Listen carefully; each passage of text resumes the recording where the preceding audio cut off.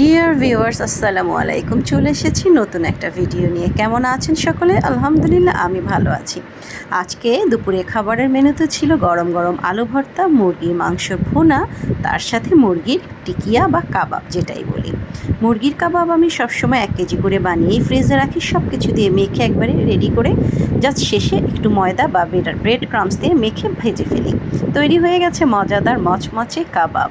তারপর হচ্ছে আমার মুরগির মাংসগুলোকে ভালো করে পেঁয়াজ রসুন দিয়ে তেলে ভেজে সব মশলা অ্যাড করে ঝোলঝোল করে রান্না করছি।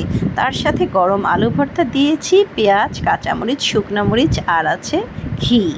আর এবার সন্ধ্যার নাস্তার পালা। চলে এসেছি কিচেনে। ছেলেরা খাবে আজকে পাস্তা। ঘরোয়া স্টাইলে পাস্তাটা আমি সবসময় বানানোর চেষ্টা করি। আজকে বানাবো হোয়াইট পাস্তা। ভালো করে পানিটা গরম করেছি, পরিমাণ মতো লবণ এবং অল্প করে সয়াবিন তেল দিয়ে ভালো করে ফুটিয়ে এবার দিয়ে দিয়েছি পাস্তাগুলো।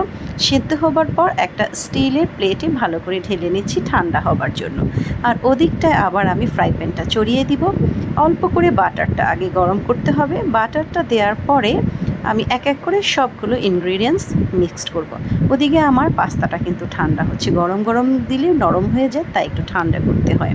এক্সট্রা কোনো পানি আবার অ্যাড করা যাবে না। যাই হোক, বাটারটা দিয়েছি, এরপর অল্প করে সয়াবিনের তেলও দিয়েছি, অল্প করে পেঁয়াজ কুচি, রসুন কুচি, গাজর কুচি, অল্প করে কাঁচামরিচ কুচি। এটা আবার পরিমাণটা ডিপেন্ড করে কে কতটুকু ঝাল খায়। সব কিছু দিয়ে বেশি একটা ভাজা যাবে না, তাহলে লালচা কালার হয়ে যাবে। অল্প একটু হালকা বাদামি কালার হওয়ার আগেই কিন্তু আমি এখানে দিয়ে দেব পাস্তাটা। এবং পাস্তা দেবার পরে আমি এক এক করে দুধ, এখানে অল্প করে কর্নফ্লাওয়ার, তার সাথে আছে বাটার, দেব ডিম, মুরগির মাংস কিউব করে আগেই ভেজে রেখেছি। তার সাথে আরও কিছু ইনগ্রিডিয়েন্টস আছে, সেগুলো বলা যাবে না, যেমন পাপরিকা পাউডার, রসুনের গুঁড়া, তার সাথে কিছু অরেগানো, মানে এটা হলো আমার রেসিপি। তার সাথে চিনি, অল্প করে টেস্টিং সল্ট, অল্প করে লবণ, সব কিছু দিয়ে বেক করে দিয়ে দিয়েছি চিজ, একবারে মজারেলা চিজটা রেশা করে। এবং নামানোর পর আবার বাটিতে বেড়ে উপর থেকে আবার কিছু চিজ দিয়ে এরপর আমি দিয়ে দিয়েছি ওভেনে 10 মিনিট।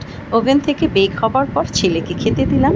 ছেলে বলছে, মা এত গরম, কিন্তু রিভিউ দিয়েছে খুব নাকি মজা হয়েছে।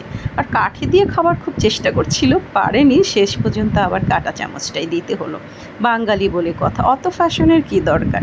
তো যাই হোক, সবাই ভালো থাকবেন, সুস্থ থাকবেন, সুন্দর থাকবেন, আমাদের জন্য দোয়া করবেন। লাইক, শেয়ার, কমেন্ট করতে ভুলবেন না। আল্লাহ হাফেজ। Subscribe please.